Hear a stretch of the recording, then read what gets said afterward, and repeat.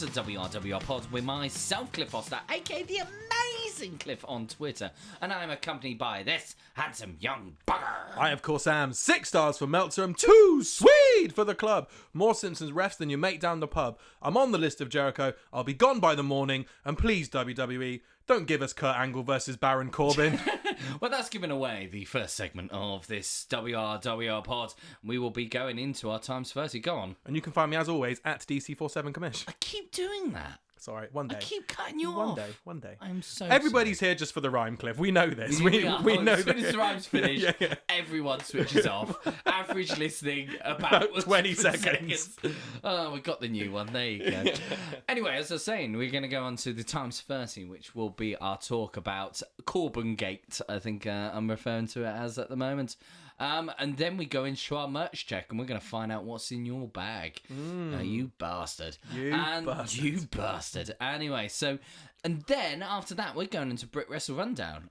Brit Wrestle! That bit, yeah, like that bit will come later. That'll come later. And what we're going to be doing on that one? Well, we're actually going to be talking about a couple of local promotions down here in the south, down here around our lovely little Hampshire, Dorset area, that are changing the game. Across the water as well. I'd include that as Hampshire, Dorset area. I think they do. Yeah. Yeah, I think so. Like, we're not talking like some like French promotion here. We're talking. Yeah, go on. I'm offended. Well, go on, do it properly in French. Do what properly in French? An introduction of a promotion. Et ici, nous avons la promotion de lutte professionnelle. I definitely didn't put any French music over that. And, so... If you close your eyes, it is like you are in a little cafe in Paris. I am coming over to take your order now, you English pig. You want your ham and cheese croissant, no? Quisiera un vino blanco y un sandwich con jamón, por favor. You get what you're bloody giving. Here's some cottage pie and a warm beer. I think that was French. Here's some cottage pie and a cottage pie and a pint of Tetley's. Do they still make Tetley's? Huh? Do they still make Tetley's beer? I haven't seen it in a long time. I don't think... Yeah, it used to be like bitter. Anything of those cream bitters. But anyway... And a pickled egg. I'll give you a pickled egg as well, Cliff. Do you like pickled eggs? No, I'm not a big fan of pickled eggs. You're not? No, pickled onions, yeah. But pickled eggs, nah. So very, very quickly, before we get on to the wrestling... Go on. I'm not going to talk about fruit of the year. I'm not going into that this time. I'm not going into it this time, Cliff. I'm not going into it. Peach has taken an early lead, but I'm not going into it. What's your favourite bar snack? Pork scratchings, has to be. Any particular flavour of pork scratchings or just any pork scratchings? Well, do you know what? I prefer the rinds, and there are sage and onion ones that you can get hold of occasionally if you go to very posh establishments. Obviously, I'm from Winchester. I'm fairly used to doing that. I like a packet of Monster Munch. In a pub? Yeah. What about cheeselets?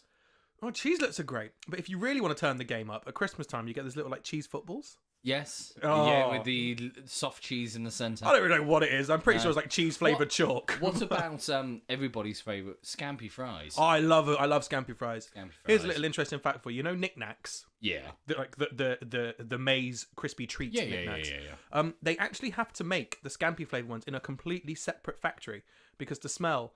The workers have to sign a separate contract because of the smell of working in the scampi fries. You imagine you would stink of scampi fries forever and a day.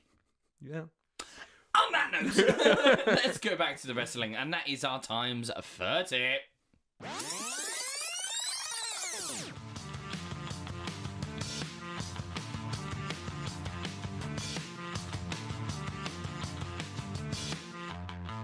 Have you been injured? Oh, sorry, Cliff. Like we went a little bit too far there. Let's just rewind it a second. So welcome to the WWE times 30 section of the show where we basically... It's been a while because we've actually been congratulating WWE recently on lots of things they've been doing really, really well. Yeah, we did, and we went into last time around. If you haven't listened to the show, go onto the YouTube or the Mixcloud and listen to last show because we were quite complimentary around their sort of main event scene between the three girls. Even talking about how excited we were for Triple H Batista. Yes. Which I think is something I never thought I'd say here in 2019. No, I really, really want it. Give me what I want! I really want it. Give me what I want! Really, really want it. You want it? You want it, Dave? I want it. I'll give you what you want, Dave! What do we want? What I really, really want! It's like Brexit. Anyway, Give us what you want. Okay, we'll give you what you want. No! No! That's not what we want. You just said it was what you wanted. No, we want this now as well.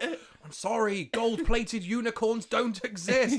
Well, what am I going to say to the people who voted for gold-plated unicorns? What am I going to say to... Sorry, Let's not get political. No. You were the one who said Corbyn Gate. Didn't think of that. Anyway, so... No, I mean Baron Corbyn with an I instead of a Y. Well, there is something they've got in common there, Cliff. Neither of them can provide a stable opposition. Hey! I'm kidding. I like Jeremy Corbyn. Probably more than I like Baron Corbyn. So let's go on to Corbyn, because of course you'd be living under a rock if you didn't know that Kurt Angle, one of the greatest professional wrestlers that has ever been. Have you ever seen him? Have you seen him perform live? No, you have. ICW Fairman Live in It 9. was, yeah, against the Iron King, Joe Coffey. It was against Joe Coffey, wasn't it? It was the main event as well, wasn't it? Yeah, no, I've never seen Kurt wrestle live. It's a strange one. It's a strange one because when you see him wrestle live, as I've said before, his eyes just stare through you. It's like he's looking at you, but he's looking behind you through you, and you're like, looking into your very soul. Yeah. No, I saw he came. Did he come out when I went to Raw last year? I'm just trying to remember if he did. Yeah, because he was probably the GM at that point. He was GM, but I'm just trying to remember if he was there. I can't remember. He must have been there. Oh, that's a good point. Well, anyway, I digress. So obviously, and it's been announced who his opponent, his final ever opponent is. Is it The Undertaker? No, not in a tag match. Is it John Cena? I think that's what most people in Chicago wanted. Perhaps. God, the Chicago crowd chanted John Cena. But anyway, we'll go into that. Is it going to be... Will he be inserted against Brock Lesnar? No. Will it be against a young, up-and-coming superstar who's going to make his name in the world of wrestling like, I don't know, a Drew Galloway? Fuck off, he's Drew Galloway. No. No. Okay. Will it be against one of the young upstarts from NXT? I don't know. Adam Cole getting the rub from Kurt Angle via shenanigans with the Undisputed Era? No. God. Will it be an import? Kenny Omega? No. Baron Corbin? Titus O'Neil? Baron Corbin. You heard that right. Baron pissing Corbin. Now, this year's WrestleMania is a bit of a weird one because it feels like they haven't got half of the cards at this present moment in time. It feels to me it's so top-heavy this year. And it's rushed. It seems so top-heavy, and I'll tell you why. You look at the main event. You've got the three women, the three most over people in WWE right now. You've got Seth Rollins taking on Brock Lesnar. I've actually got a little bit of a... Ooh. These aren't little dicky birds. These aren't little sparrows going around. We'll go into that. This isn't that. This is just a hunch. This isn't even a guaranteed DC. This is a hunch, but I'll tell you about this later. You got Brock Lesnar versus Seth Rollins. Big marquee main event. You got Triple H, Batista. We've got three basic main events to this. You got Daniel Bryan against probably Kofi Kingston. Probably. In which I think Kofi will win.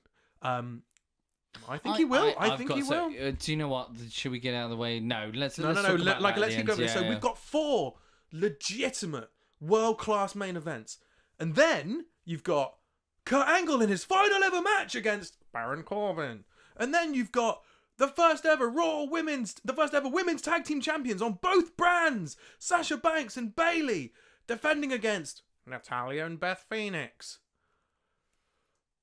But you need filler. You don't need filler. It's WrestleMania. AJ Styles versus Randy Orton. Do you know what? I think that's actually got a chance to be very good.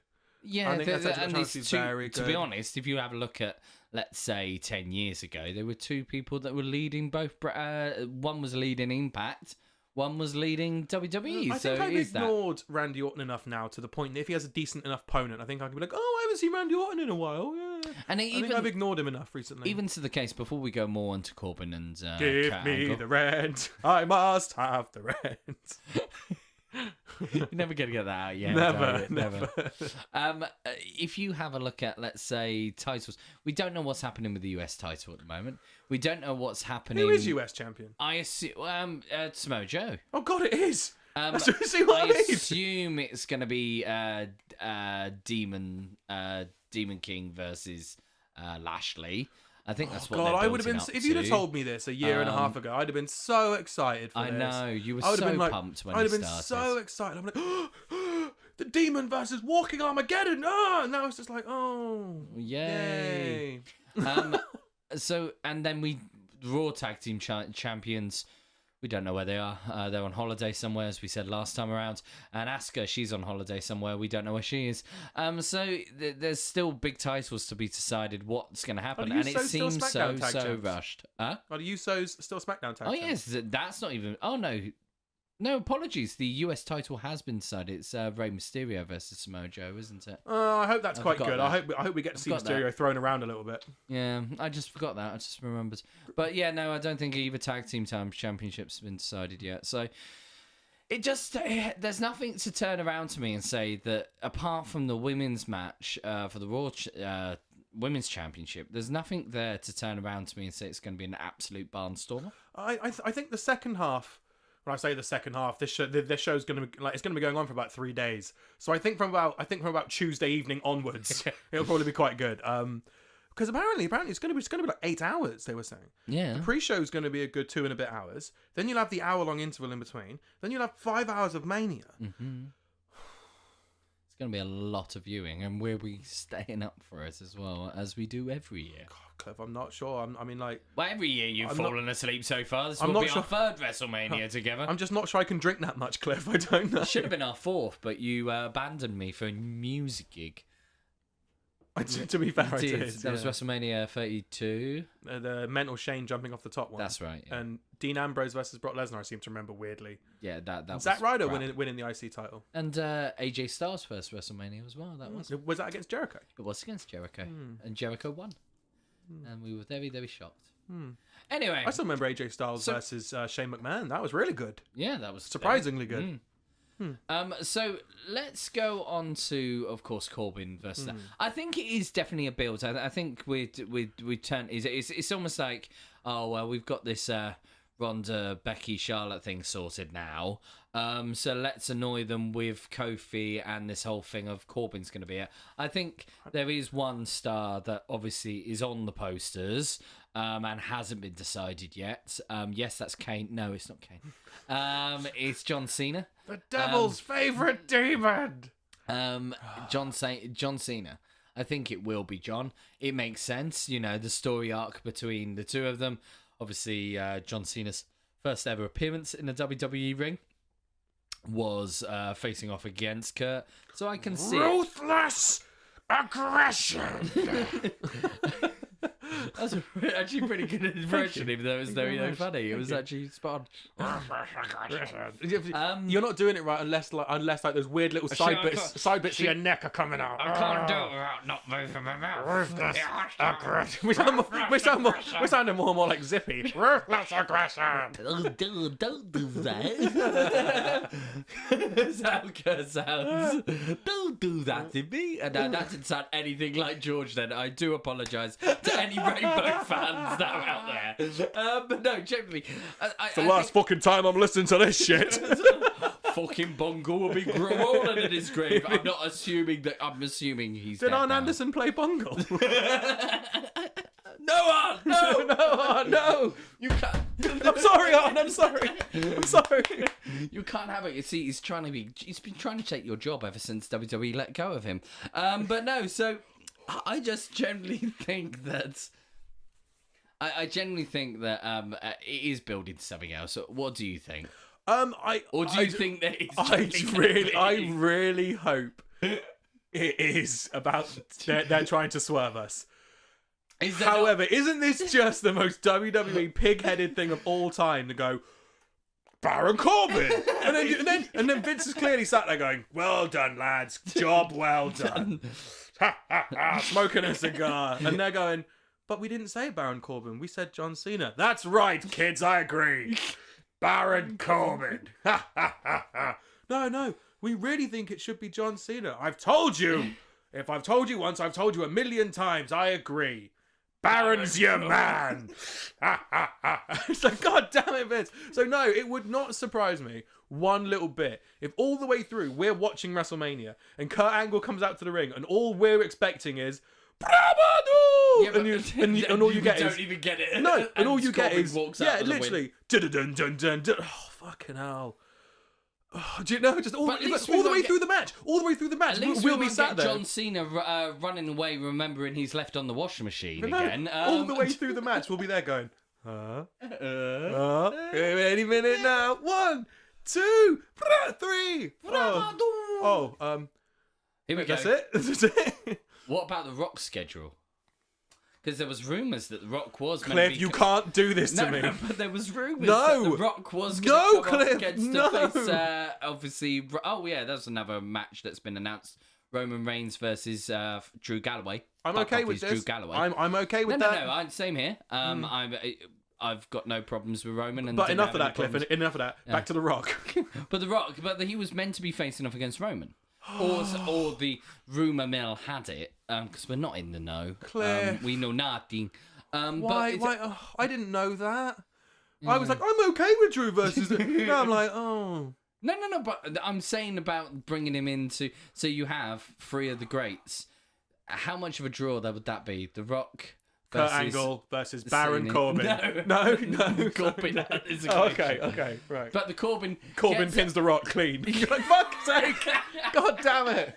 Like he's running in to do the people's elbow on Kurt. No, but I always said that technically when he does the end of days, he's rock bottoming himself.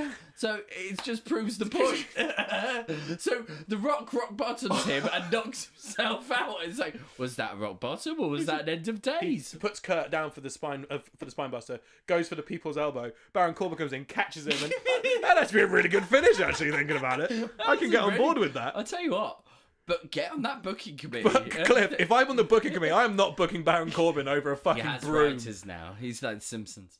But anyway, so I'm going to say... So no, I think, to answer your question, sorry, I really hope it is, and I think it is, because it's Mania. WWE tend to not fuck about with Mania. Mm-hmm. If this was like, I don't know, like Judgment Day or Fastlane or some other shit, then, or Great Balls of Fire. How good was Fastlane, though? It's very good. Oh, I enjoyed it. Okay, let's think of a really... No Mercy. Or, no, even that's quite good sometimes. Yeah, No Mercy had Cena versus Roman on it recently. What ones? I don't know, pretty much anyone that I'm struggling to remember because it's that forgettable. Well, let's put it like this. But, so, yeah, I really hope it is. And I think it will be a swerve. And then where does that leave Baron Corbin, though? Because, but what made me think that was that... You'll get beaten on the way down to the ring. Yeah, was on Raw. Kurt was like, I'm going to pick Baron Corbin. And then Baron goes, oh, it's me, your WrestleMania opponent. Yeah, and I was like, okay, I think so. Very quickly, though. So I think we're both in agreement with that. Now, one thing that I'm going to say is quite controversial. And I think if we're looking at the Brexit of WrestleMania, I would say this possibly might be it. Split everybody down the middle. Kofi bloody Kingston. I am not fussed with this Kofi Kingston thing. You're not fussed with it? I haven't bought into it. I don't understand the hype. I'm watching every show go and watching everybody put him over, and I'm like, let's go. Still don't get it. Wait, you don't get Kofi, or you don't get the push? I don't get... No. I sort of... It's really hard to say, but I haven't got that emotional attachment to Kofi winning. You know what I mean? I know it sounds really weird, but it's like a Dolph Ziggler. I'm trying to get at that. It's like almost like when they gave Dolph that push a couple years ago with him and The Miz. No. There's still that element of, well, the foot's going to come off the gas in a minute. This is just like a little push. He won't get to the top. It's almost like I don't see him winning it. I'm very excited about it from just how out of left field it's come. Do you know what I mean? It's come from a really weird place because he was only in there because Ali got injured. Yeah, and all of a sudden they put him into the last 2 with Daniel Bryan. And I said, the thing with that Elimination Chamber was there were genuine moments where I thought he was going to win. Like when Bryan's going in for the running knee and then Kofi catches him with Trouble in Paradise. I thought that was it. I thought that was it. I was going, what? And I love Dan. You know I'm loving this new hippie, scraggly haired, brilliant, like pale looking. Fickle. Yeah, because he just looks so pale. And he looks tired all the time. Because you know that's what Vince thinks all vegans look like, don't you? Tired and malnourished. You know that's what he thinks it is. That's blatantly it. Yeah. It's like he needs a good feed. Don't wash your hair for a while, Daniel. Why? I need you to look like a vegan. but Vince, I I am want you vegan. to look the complete opposite to that young lad over there. That's Tyler Bate. He's a vegan. No, don't tell him. I love ribs. How do you get your protein? Oh, this question again. Beans and pulses. Yeah. Well, wait. Like, what the fuck was I talking about? Oh yeah. So no, I'm excited because it's coming out of left field. Because I genuinely, there are moments where I thought he'd win it, and I never thought I'd be in that situation. It's a bit of a dull feeling with this. So it's all coming out really, really well now. And the thing that's made me think more of it is that's really, really stacking the deck against Kofi. Now, I think this is going to be WWE's way of. I'm going to use the phrase. How do you break I'll tell you how you do it. I'll tell you exactly how you do it. I've booked it all in my head. So for starters, it's an apology for that fucking Booker T fiasco of years ago, WrestleMania 22. Yeah. So somebody like you doesn't get to be champ. Yeah. All right, Trips, fucking hell. And then he pins him, and he takes then he pedigrees him, and it takes him the fucking interval to pin him. You know what I mean? It's like, so, oh god, you know. So I think they're going to make apologies for that because even The Rock doesn't claim to be the first black champion that they've had. No. So I think this is where they're going. And I think because WWE is it's always like a reset. WrestleMania is always a reset. It resets for the year.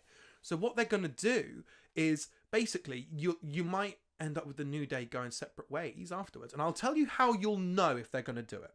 So Kofi will beat Daniel Bryan. Okay, I think he will. Because then you can immediately make 3 big stars out of 1. Okay, so I think he will beat Daniel Bryan. I think he'll probably even do it clean. We'll get that big moment, just like we got with Daniel Bryan at WrestleMania 30. We'll get it with Kofi here. Yeah. Okay? Even if they copy it to the limb of where he has to beat, I don't fucking know, Vince McMahon or some shit. Even if he has to beat someone to get there on the same night, 2 in one night. And I think that would be a great idea. Great idea. Kofi goes in. You can have Rowan fuck it up. if you want to keep Daniel Bryan safe or something. Well, that would be a good idea with this whole thing with Rowan. Yeah. Put him in a match with Rowan in the pre-show. Yeah. You get people watching the pre-show because they actually genuinely want to Rowan, watch it. He then gets in. Then people will start watching Rowan will come out in the main event. Oh, Kofi gets through. That's more pay-per-view sales. Yeah. Rowan comes out in the main event to try and make up amends. Yeah. Ends up fucking it up. Kofi gets the win. Okay. WrestleMania. That's not going to be the end match. We know what the end match is going to be. But you'll have that moment of Kofi winning. The New Day all celebrating in the ring. They'll lift him up on their shoulders. They teased it on SmackDown. And every time you get lifted up on somebody's shoulders, bad shit happens. Every time you get put onto a turnbuckle and you turn your back and you're celebrating to the crowd and there are 2 people stood behind you, bad shit happens. So is this going to be the heel turn? Teasing it. Ooh. They've teased it. We're going to finally see... Wait for it, Cliff. I haven't the Big E to heel turn. I haven't booked it yet. This is only they're teasing it. They're sowing the seeds. Come on. So Kofi wins. Kofi wins. SmackDown, on Raw. They announce that it's going to be a New Day celebration. Oh no, I want it on WrestleMania. They won't do it at Mania. They'll give the moment, and you'll know the heel turn is coming when on Raw they announce it. On SmackDown will be Kofi Kingston's New Day celebration. It's a new era. It's a new Kofi. It's a new day. Or some shit like that. And they're all in the ring. That's how you'll know. If they announce that, that's how you'll know. Because then everybody asks, but what happens to Woods? What happens to Woods? Are you telling me that Big E's going to take the championship off of Kofi? I'm not saying he will, but I think there's every chance he will. Woods will become the Leo Rush to Big E, like Leo is to Lashley. I hope not. But, actually, Xavier's come on as a performer. No, he really has, but he's still so much better with Mike and everything else. So he'll be a better Leo, because Leo's amazing. Lashley lets Leo and Lashley down. Yeah, because he doesn't interact or give exactly. Whereas Big E and Woods, they can be sanctimonious little fucks about the whole thing and go, "We did everything to get Kofi the belt," all because we knew we could beat him. I'm salivating at this. See, and then right after that, you've broken up the New Day. Yes, you have.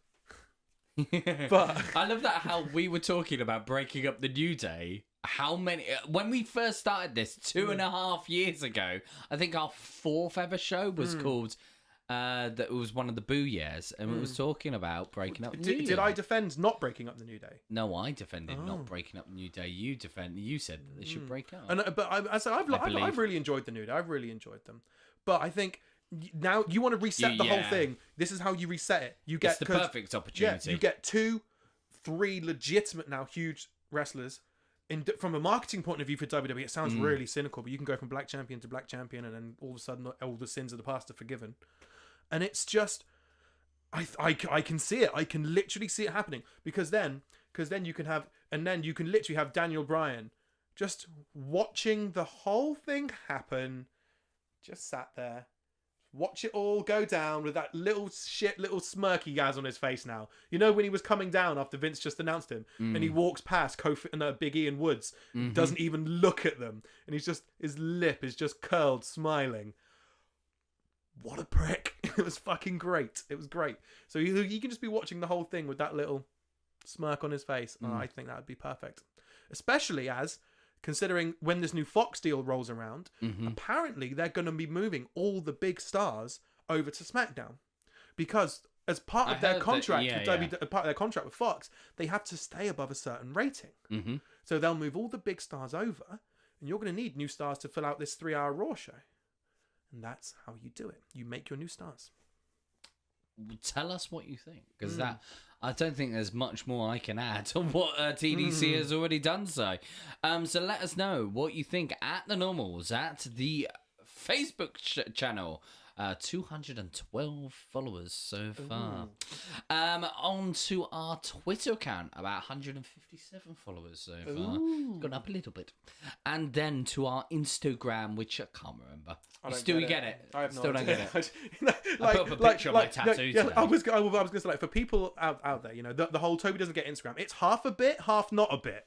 Because I get enough, but not enough to fully understand it. Today, I have to explain. What did I have to explain to you today? Well, yeah, like because he was like, like Wolfgang shared my message. I was like, what?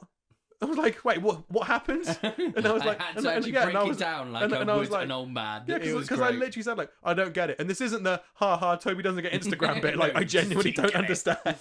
And also, obviously, remember to like, share, and subscribe, because you may well be listening to this on two platforms. One is the old Mixcloud that has all 43 episodes of #WRWRPOD on there.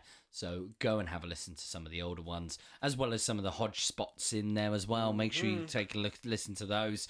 But you might be listening on the new format. Hello, new formats, and that's got a little subscribe button. Go and hit that. Go and watch the other videos. Go and listen to the last podcast, as well as our first ever YouTube show. Second YouTube show is around the corner, because we've got some big live events coming up. Toby, hit that.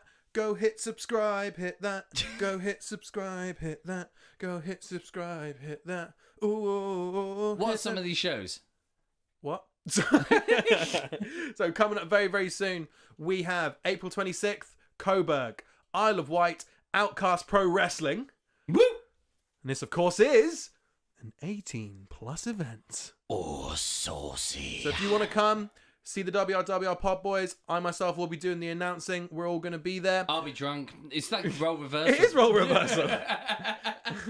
Followed by April 27th. We're not going to be there, but that is Pro Wrestling Total Chaos in Bristol. Yeah, it's a bit of a sad one. It is a bit of a sad one. Sorry, Mr. Mercy. It is. Don't get your pre-show this year. Sorry. Total Chaos. If you're in the Bristol area, you have a chance to go see it, go check it out. It's one of the best days of wrestling in the British calendar. Definitely. And April 28th, Cliff, I'm going to be making my debut for Strike, and that is at the Queen's Hotel in Bournemouth.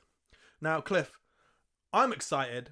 You're excited, because we are going to get to watch some amazing wrestling, and I'm going to get to announce names like Eddie Ryan, Charlie Sterling, and of course, the Strike Pro Wrestling Champion. Everyone loves a bit of Dick. Oh man, I just can't get enough Dick. I just can't get enough of him. Him? Yeah. Wait, what? Dick Ryan. Right. Yeah. That's who I was talking about as well. Yes. And also, you'll be introducing Bobby Tyler and Jamie Hayter as well. Jamie Hayter. This is going to be amazing. Of course, the vegan prince himself, Ryan Hendricks, is going to be there. And, of course, Mr. Strike himself. The Mr. bad Sterling. bro, Josh Bottom. Oh, well, you forgot Sterling. You already said Sterling. I did say already. Charlie Sterling, I'm yes. sorry Yes, about I did, Mr. yeah. Sterling. Of course, the bad bro. And we've still got to find out who the bad bro is going to be facing. But we're going to go on to that in our Brit Wrestle Rundown, because next, we've got to go in your bag. Where's your bag? Cool. Better go in that bag.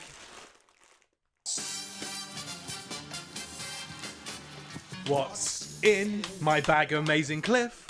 Tell me what's in my bag. You bastard. A lump of cheese, 2 slices of beef, and Kevin Thorne's vampire teeth.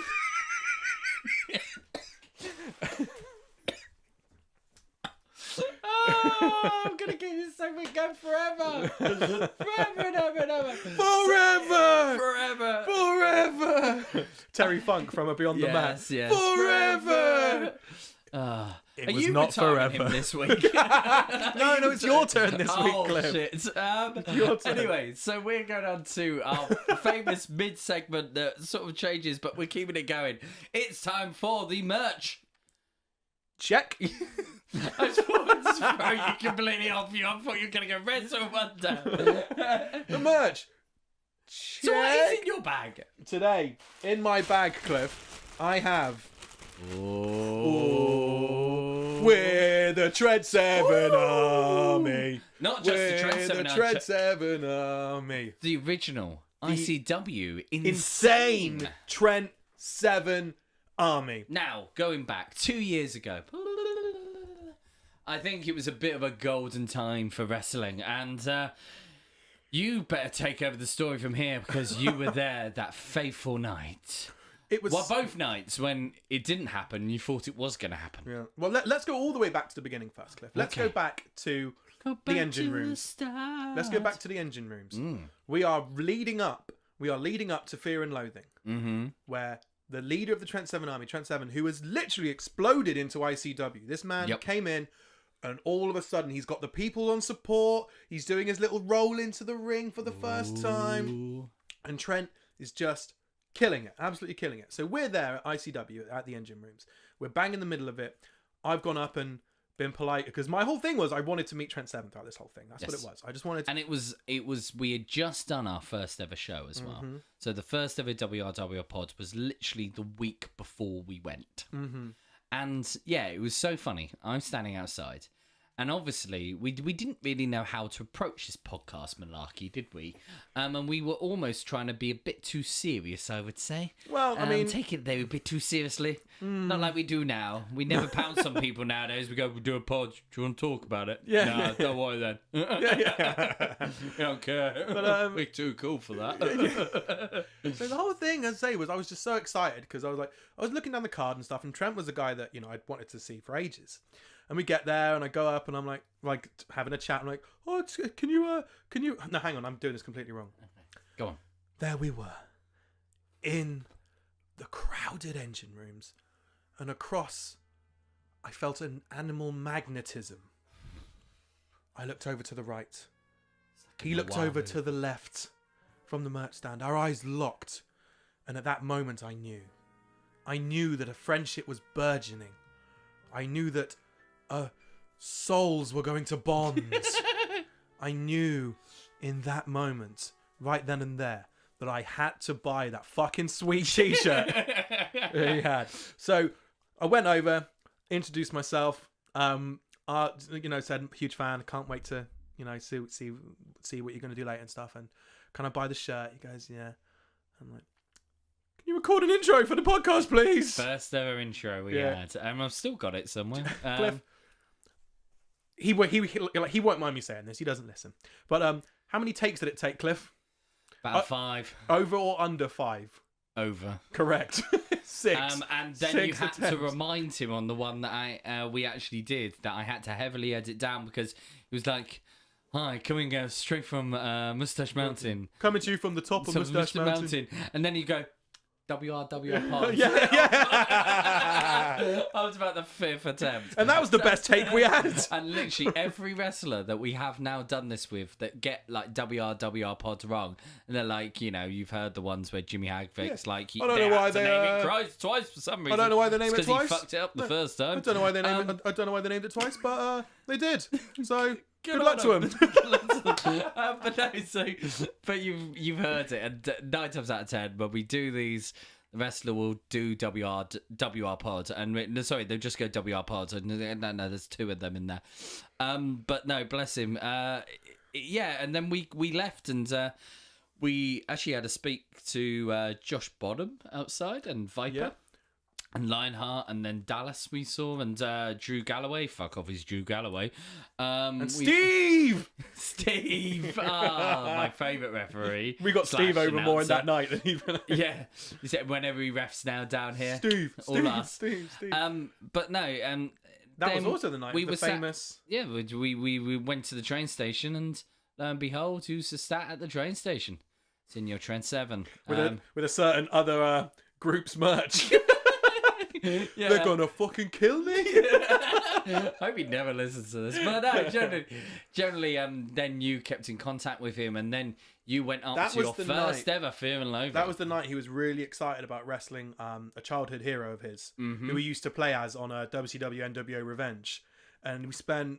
I won't say because it'll ruin the continuity of everything, but that was a proper little moment there, because I was like, he's like, yeah, I'm really excited about wrestling him, and I was like, I'm excited for you.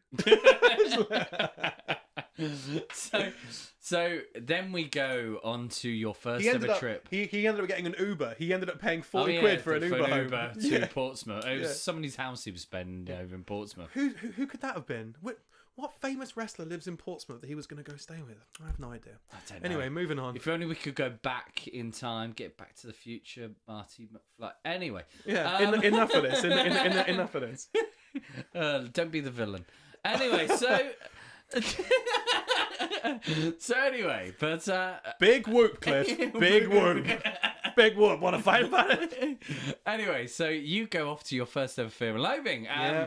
The wrestling friends, family is born that week. But what also happens on that is that you acquaint yourself with a certain Trent 7 once again. So, so we've been sort of like messaging in the run up to it. God, this is just turning into my love letter to Trent, isn't it, really? It is. It's just turning into my love letter. I love you, Trent. But yeah, so then so we go there and we're watching the match, and I'm certain he's going to win. I am certain that he's going to win. There's no way he can't win, It's the Daniel Bryan story. He's, it's a really fast rise to the top. It was a cage match as well. Catch it whilst it's hot. Wolfgang's off to WWE, and the whole thing. Trent needs that big moment before he goes, and bollocks! I saw it happening when they're sat at the top, and Trent pulled out the brass knuckles. I'm like, no! I've seen enough wrestling to know what happens next, Trent. So have you. No. And yeah, he punches in. Wolfgang goes off the top through 2 tables. And I'm like, shit. Fucking shit. I tell you what, it's funny because I forgot Wolfie had the brass knuckles, because I once fist pumped Wolfie, because if no one knows, actually, if you want to know who my love letter would be to, and that would be Billy Connolly of professional wrestling. I've got that t-shirt. I've got most of his merch, to be honest. But no, I once fist pumped him with those brass knuckles on. They fucking hurt. Yeah. It was the Fight Club before Fear and Loathing that made me certain that Trent was going to win. Because he came out and he cut this promo, and ICW is a very split crowd. There's people who cheer their guys, and some people who just cheer their guys. Jack Jester can be the biggest cunt in the world, and somebody will still cheer him. I'm not saying he is, but you know what I'm saying. Yeah. But Trent had everybody in the garage was cheering for him, and I mean everybody. Everybody was cheering for him. It was because he was there, he got down on his knees, he kissed the ICW badge, and he was going, ICW, hitting the badge. And he's like, we're gonna march in there, and we're gonna win. And it was that was the night, in my mind, the insane Trent 7 Army was born. Yeah. Now this is also the night of we're having a party when Trent's the champ. All the shirts were waving. Wolfgang spots me in the crowd, comes over, your shirt, takes my shirt and just tears it in the middle of the ring. He looked me dead in the eye, said, Southampton, and just yanked it out of me, ripped the shirt in two. And I was just there, just perplexed, befuddled, arms widespread, looked at Trent. He was like, don't worry. He just sort of mouthed, we'll get you another one afterwards. I was like, okay, thank you. But yeah, so I'd say that was the night where it was really born, because it was collective. We are going to walk in. We're going to storm the Hydro. We're going to win the belt. And as I said, there was nobody booing him. Everybody was cheering for him to win. So that was why I was so certain he was going to get the win. So, obviously, still cage match, didn't get the ring. And then you booked your tickets. The journey did not stop for you there. You booked the tickets to go up to Newcastle, to the home of the Northern Translator Hodge. And, explain what happened. It was so intense. So for starters, my birthday is shortly after. My birthday is the last term of January, right? So it was, oh, Toby, what do you want for your birthday? Money to fly to Newcastle for wrestling, please. was pretty much it. So we got up there, and what followed was myself, Hodge, Jago, Ross, and Theo all sprinting into an Asda in South Shields at about 5 to 4 before they're closing. Excuse me, where are your children's party supplies?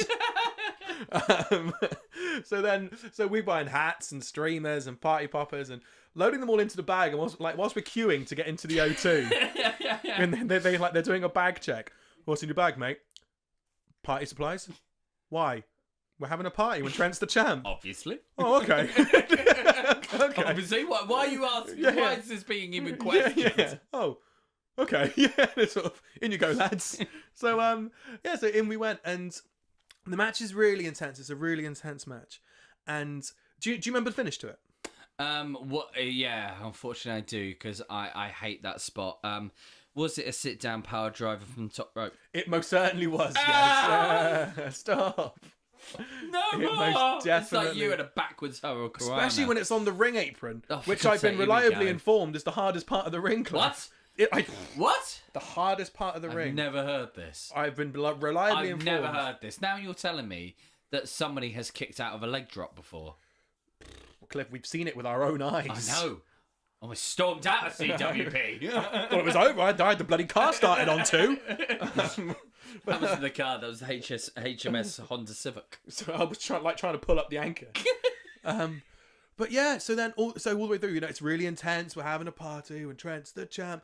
Obviously, Hodge and Jago cheering for Wolfgang. Yeah. But then Trent gets the win. And the place just erupts. I'm reaching into my backpack, trying to hand out party hats to everybody. Party hats and streamers and party poppers are going off in the crowd. Trent looks over, has a little smile. He's clearly living in the moment. And he walks around, and it's just me with a shit party hat and a party popper. Offering it to him. And he just sort of chuckles and goes, nah. And he gets back in the ring and is like, I'm gonna start celebrating. And we're there, we're having a party because Trent's the champ. Little party blowers going on. And he gets up to the top and he has one final look round. And I'd saved one big party popper for this. He looks around and goes, just turn it off. And he just goes, turns around. You can check all this out on ICW on demand. He literally just goes, has to walk out back immediately. He turns around, gets one more look at us, just one more look, and just goes, gets off this big fucking party popper.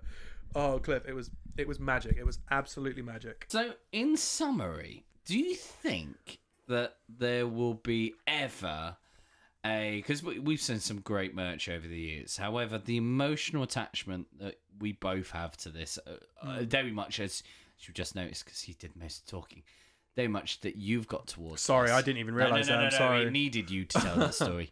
But is there going to be another piece of merch ever that you're going to have that emotional attachment to? Do you know what? There might be. We'll find out on May 7th. Ooh. Is it May 7th or is it May 6th? 6th. It's the second day, so that'll be May 5th. If there is to be another piece of merch that I get that much of an emotional connection to, that's the day it will come. Ooh, so we're going to be having the party poppers ready, because if you did not know already, hashtag WRWRPOD will be at... All in. No? No. Are we still not all in? No, we're still not all God in. damn it, Cody. Return my calls. We will be at, of course, Super Strong Style 16, of course, on the 4th, the 5th, and the 6th. We will be there. We have a hotel right next door to the venue as well. I'm so looking forward not to catching any public transport and just literally walking out the hotel, being at the venue. Putting me in a wheelbarrow, getting me into bed, keeping me away from vodka. Yeah, no vodka Tobies. But no, as I've said so many times, guys, this trip would not be happening if it weren't for Cliff, the amazing Cliff, and for the curator of the VBW Library himself, Yannick. There is literally no way that I would be going if it weren't for these two guys. So and we may well see a continuation of the Insane Charity Army. Do we wear those tops on that day? Because I've still got mine. I think we might. But I don't know if I fit in it. No, anymore. I think that's the issue, because the one I've got is definitely a medium. Do we message Trent after the show just to say, just design a new Insane Trent 7 Army t-shirt, please? Why? Because I possibly don't fit in my old one. No. you know the weight you've lost, Trent? Yeah. We've gained it. I don't know, man. I don't know. I honestly have no idea. However, one thing I can tell you is, should the unthinkable happen, we will be there. I will be there with a backpack full of children's party supplies. So come to hashtag WRWRPOD for your children's party supplies on the 5th of May 2019. Because we're the Trent 7 Army. We're the Trent 7 Army. We're the Trent 7 Army.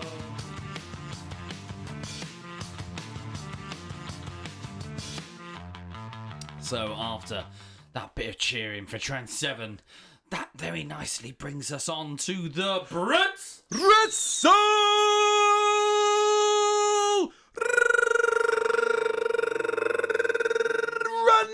Rundown. And we are staying no much in the South Coast because, as you know, that us and CWP, we have a very close connection, close relationship. However, they're a family sort of company, I would say. More of a family sort of presentation. However, there are two in the last year or so. There's been two promotions that have appeared. One across the little stretch of water, the Solent, between Southampton and the Isle of Wight. And that would be Outcast Pro Wrestling. And the other one is across the border from Hampshire to Dorset. Dorset. You've got to sound like you're a bit stupid. And at the end of it, I'm never getting to one of those now. Technically, Bournemouth was part of Hampshire, so we can let them off for that. Dorset born and bred, thick in the arm and thick in the head. I can say this because my godparent was from Dorset. God bless your soul, Ray. You see, Wiltshire born. Well, you see, you were Wiltshire born, you're Wiltshire bred. You're strong in the arm and you're thick in the head. Yeah, that's what I said. No, you said thick in the arm and thick in the head. Okay. It's about the same. Yeah, about the same, yeah. Anyway, so before I get completely... They'll be waiting on the M27 for me to come across. Cliff's trying to climb out of this hole with a shovel pointed downwards. So... Do you know what? As I said, we've got that close connection with CWP, but how great is it what they're doing at this present moment in time over on the Isle of Wight? Outcasts, only a year old. Only a year old, and as I've said before, I've had the pleasure of going to one of their shows. I announced the show and the connection with the crowd that they've had. They had 200 plus people there. Mm-hmm. They oversold the amount of tickets that they were meant to be. There weren't enough seats for everybody to be there. There were people stood in the bar watching through a hatch. I've seen the video. Yeah, they were loud. They content. were into it, and it was one of the best crowds I've ever been around. Mm-hmm. Now that was for one of their family shows, Cliff. So now with an 18 plus event, saucy, coming up very soon. When, Cliff? That would be April 26th. There you go. Got so many dates going from my head. Somebody's not in aeroplane mode. On Coburg's nightclub in Ryde, Isle of Wight. I'm not in aeroplane mode. Sorry, guys. 2 seconds. Do do do do do do do do. There you go. Technical difficulties. I've Please got stand headphones by. in and I was hearing bzz, and you just heard it as well. That's a sign when somebody's not in aeroplane mode. Fuck it, we'll do it live. So, yeah, no, and I think them selling out, 200 plus tickets. For a family show and the crowd to have that much energy into it, it's just fantastic. So you can only imagine what the atmosphere is going to be like when they have an 18 plus event. Well, I've got on good authority as well from, Matt, of course, Matt Jackson, not that Matt Jackson. Oh. He has told me that it's going to be very much the youngsters that are going to be at that show. So it's not going to be that they are going to be getting any major imports from the mainland. They are looking that they want to make this 18 plus show. They're gonna give it a go and give those youngsters a chance. Obviously we're gonna see Benji there obviously across. He's not Riley Evans though anymore, is he? No, he is Spencer Tyler, because I introduced him as Riley Evans and I was thinking he's not even Riley Evans Riley anymore, Evans is dead. He's been left behind, Cliff. Is he farming goats in Peru with no. Generico? He won the now cursed CWP middleweight championship. Then was never seen again. No, he didn't. He won the No Limits. And he was never seen again. So yeah, no, he won the No Limits championship. And there's no limits to the level of disappearance that can come as a result. Whew. Save myself. Save yourself. Save myself. Yeah, But yeah, so no Riley titles. Evans is dead. Spencer Tyler is here now, and obviously, he's a member of the Death Squad that we saw at the previous show. So that is something that It's we're going starting to is build incredible. storyline as well. Storyline's coming. We've got we've got Matt Jackson defending the title against JJ Valaire, one of the standouts of the Rumble. I thought when I was there, so that should be incredible. Now, if you're talking about titles, I don't know if we have ever spoken about this. If you are looking for a sexier group of titles, I mean, they've got 3 main titles nowadays, haven't they? They have the Women's Championship, who is held by Zan Phoenix. Yes. They have the Isle of Wight Championship, which is held by Matt Jackson. Not that Matt Jackson. Not that Matt Jackson. Not that Matt Jackson. And the Outcast Pro Wrestling Championship, who's held by Southampton's very own Kelly Six. The King of Performance. Who is definitely not hairy. He's not hairy. He's not hairy. As we heard from Chance from over there, he's not hairy. He's not hairy. I'd love to meet that child that just shouted that. It's like, you're just very hairy. What did he shout? You're hairy! Yeah, it's you're hairy! To which Psycho Phillips then decided it was a good idea to flick a bit of his tooth. No, to flick some sweat at the kid and tell him to give it to his mum. Wrestling! Top healing. I was like, oh. And you were trying to be very professional in the ring at this point. Well, I'm trying to be professional. I was trying to stop some bloody guy getting in the ring. 3 times I had to stop that old boy trying to get in the ring. It must be a South Coast thing, because that happens in CWP as well. Got to be. I couldn't believe it. He was telling me off as though it was my fault. Well, we're going to find out if that happens in Dorset as well. But do you know what? I think this is very much the case of it. That if you look at, the over 18s event, you've got, of course, Strike that we're just about going to. I was going to say, there is one for that sort of more mature audience. There is one promotion down here that defines what it is to be an 18-plus wrestling fan, and that is Strike. They are a promotion that have gone, no, do you know what? We know, because you have to remember, most of the wrestlers there are our age, Cliff. Well, this is they enjoy what we enjoy. They know what wrestling is. The famous words. We know what wrestling is. We know what this is. So let's go on to the story of how sort of Strike appeared, and I would say very much it came from the void of Lucha Forever disappearing. You beat me to it. It's 2 things as well. 3 things happened in that, and that was, of course, whatever was remaining from that. Will Ospreay took to London to, of course, start Frontline Wrestling, which has been doing extremely well over there. I did briefly have a very brief message back and forth on Instagram with Will, saying about bringing it maybe down to Southampton. He was sort of like, well, what venue? Obviously not the 1865. So he's gone and taken whatever was remaining of that and taken it out there and done WWE well. With Surely Engine Rooms would be the venue you'd look at. I think that's what I said because of course ICW. We're going back to the stories of Trent Seven But Days. then again, I mean the ceiling fan is very low there. If you want to see a place that's pushing the Novotel of what's the lowest you can possibly go for a ceiling, that would be it. Well, let's. So you have Rev Pro decide they can run a show down here. That's right. They sort of filled this void in Southampton. Rev Pro or Rev Pro, let's not beat around the bush. Rev Pro or Rev Pro. Rev Pro are very good at being Rev Pro. Yeah, they've had their product for years. They have established stars in Rev Pro. They very much have their way of doing things, usually bringing in... They've got that relationship with New Japan to look after. Obviously, and they tend to bring in bigger talents from New Japan, places like that, to really boost out their shows. They've done that for years. People like Kevin Kelly. Well, people like... I was going to say AJ Styles. You said Kevin Kelly. Kevin Kelly. But, Shut up, Hermie! It'd be that rock segment all over again. Yeah. He was picking his nose. Anyway, I bet he loves it when people ask him that. I can imagine he does.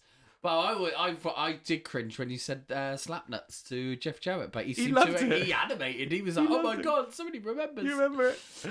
What do you call me? Slapnuts. You know who you're talking to? Yeah, you, slapnuts. But I think that the overall feel of the Lucha Forever events that we had was taken. There was a void for that, and that's where Josh Bottom, who was at all of the Lucha Forevers? I believe so. I can't remember when he wasn't at, but then again, there are a lot of blanks in my memory when it comes to Lucha Forever, Cliff. I will be honest. Hey, I'm not saying what it was. Okay, all I'm saying is there are certain parts of my brain that now no longer work. So because of gin and vodka. Once again, you can speculate as you will, Cliff. However, the facts are. But and I think that's where Josh very much was there and saw the atmosphere at those events, and he's definitely created his own product with Strike that it hasn't copied what Lucha Forever did. It's taken what it does well, and then he's evolved onto that because he hasn't just gone out and. Lucha Forever definitely just tried to make a dream card every time. He hasn't. He's actually gone to local talents and tried to make dream cards out of it. Not only that, he searched slightly further afield, as you say. People like Dick Riley, people like Eddie Ryan, who aren't necessarily well known for being South Coast wrestlers. They're known for being slightly further away. Bristol, Plymouth, Bath, that sort of way. Wiltshire, Somerset, much further down that sort of way. So in bringing those guys in over... It's going really, really well. I'm not being funny, but this time last year, we went over to see, Total Chaos over in Bristol. And one person we said, that guy just needs a chance. He needs a heavyweight championship around his waist. He needs a chance. He needs a chance. He needs a promoter to go out and give him a chance. And that wrestler was Dick Riley. And Dave Mercy gave him that chance. Well, even more so, Josh Bottom has given him that chance as well. To do it in front of a whole new audience. Who is their heavyweight champion?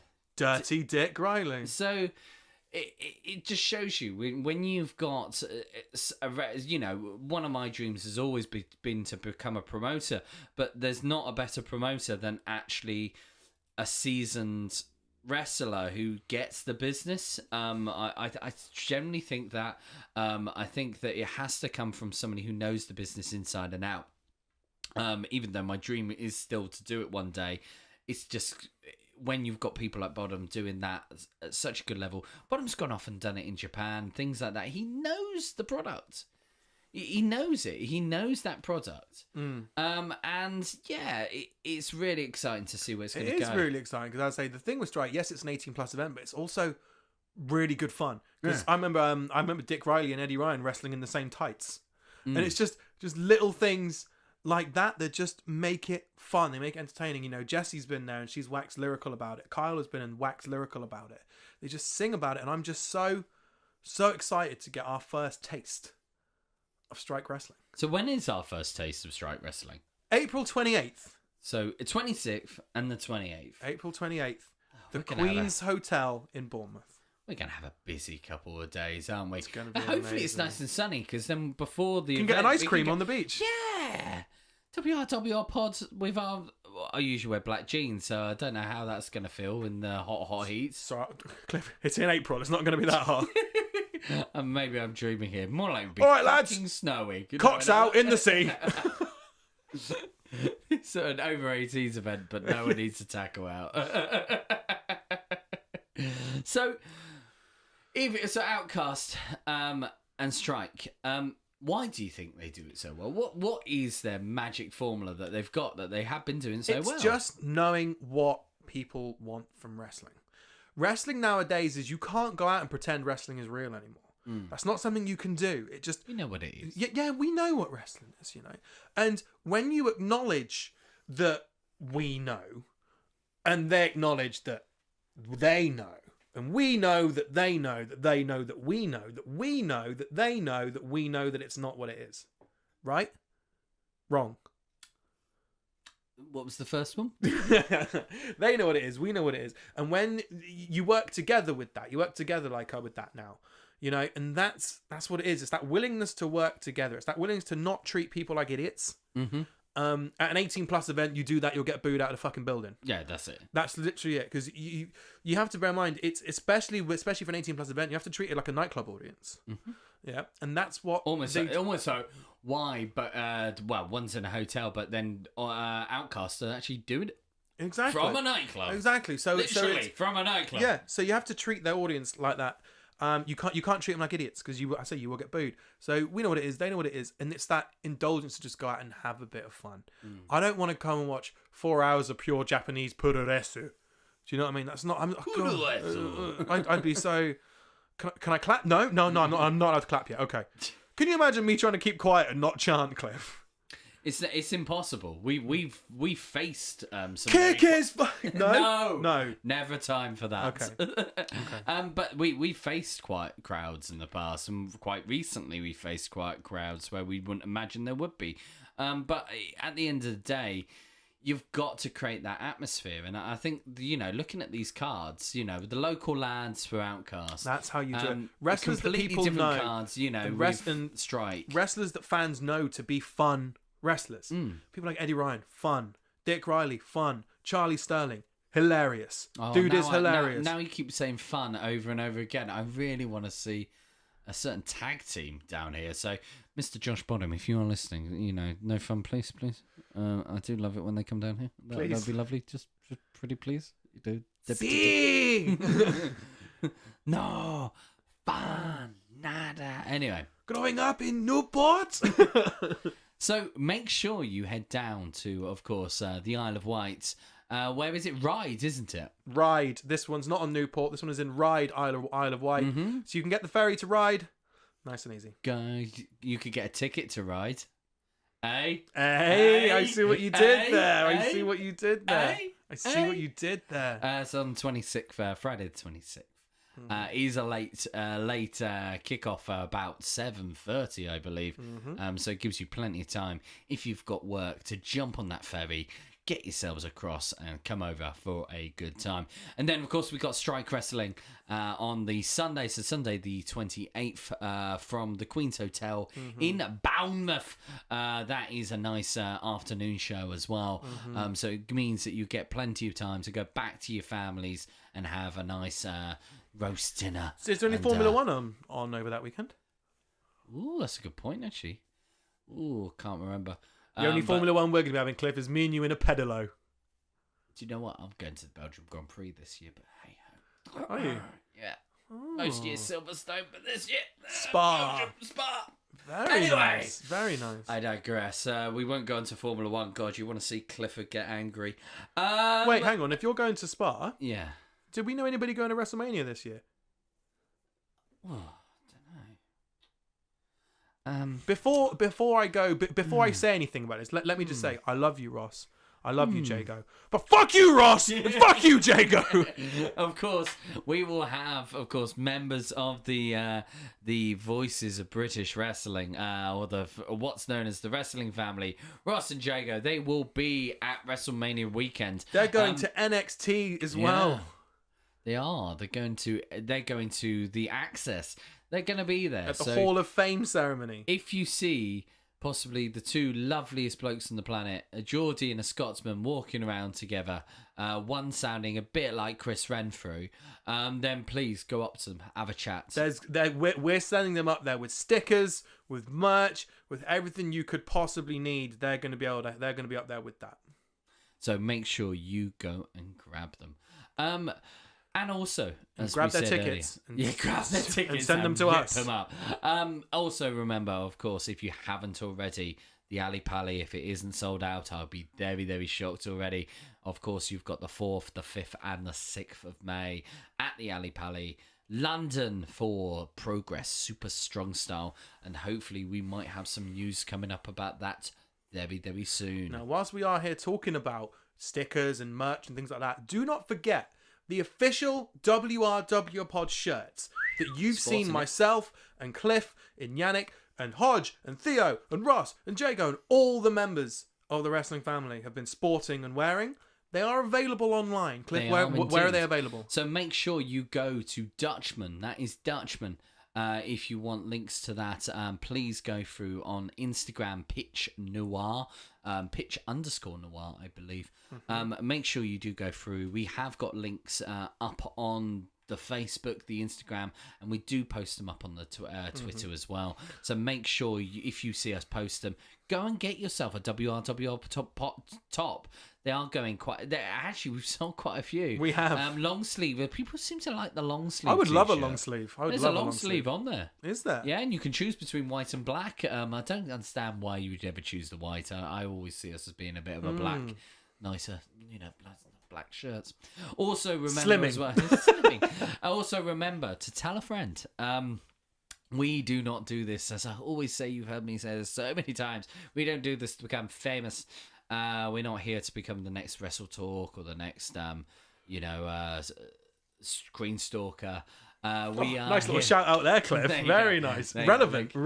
Look, I expect my Patreon money back. So no jokes. Pledge hammer. Pledge hammers. We don't do it so they do that. We do it because we bloody love it. And nothing makes us prouder is when we get new followers on the Facebook, on the Instagram, or on the Twitter account. And remember that go to the YouTube. We've almost got 40 odd subscribers, which was over my expectations. How many views are we on for the previous show? 160 from the YouTube show. Crazy. And over 70, I believe, possibly even over 80 listens to the last show. Crazy. So thank you so much for everybody getting involved. Just remember, that little subscribe, that little like, that little retweet. You do make me and him a little bit more stiffer. So please go out there and do that for us. Just so you're aware, that's not wrestling stiff working. He's talking about our penises. We're talking about penises. What's stiff working then? Stiff working, does that mean? Let's say for example, I'm trying to lift somebody up onto, I don't know, a turnbuckle. Yeah. And they're refusing to go up, so I give them a big crack in the side of the ribs. Yeah. And they then go up. That's stiff working. But do you try to say that wrestling's... No! I'm sorry, Arn! I'm sorry. So we are, of course, the WRWR Pods. I am the Amazing Cliff on Twitter, and all those other bits and bobs. And of course, I am accompanied, as always, by this handsome young bar. I am the TDC. Find me as always at DC47 Commish. I'm full of crispy coated peanuts. They are bird's eye ones. Found no fucking fish fingers in them though, have I?